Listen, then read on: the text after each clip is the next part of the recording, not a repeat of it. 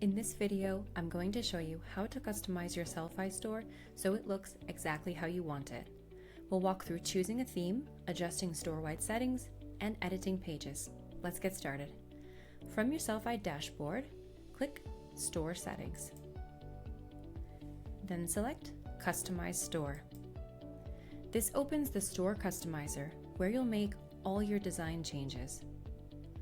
At the top, you'll see General Settings and Store Settings. These both allow you to make store-wide changes.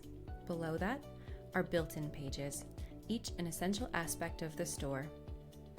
Finally, you'll see all custom pages.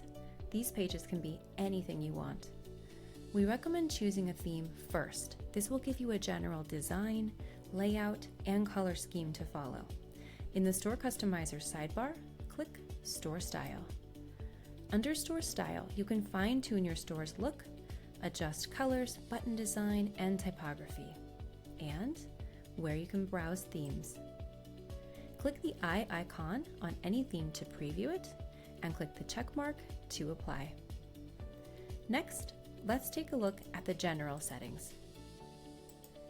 Here, you can upload your store logo, change the store name, enable or disable features like search or shopping cart, and add any custom code.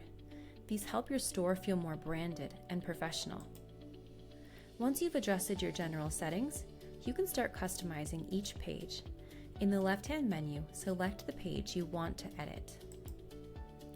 Each custom page is made up of modules. These are blocks of content like hero banners, product grids, text panels, and more.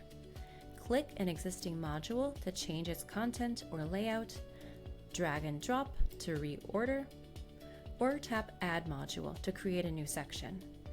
Be sure to click Save Draft to save your progress. Once you're happy with your design, click Publish to make your changes live for customers.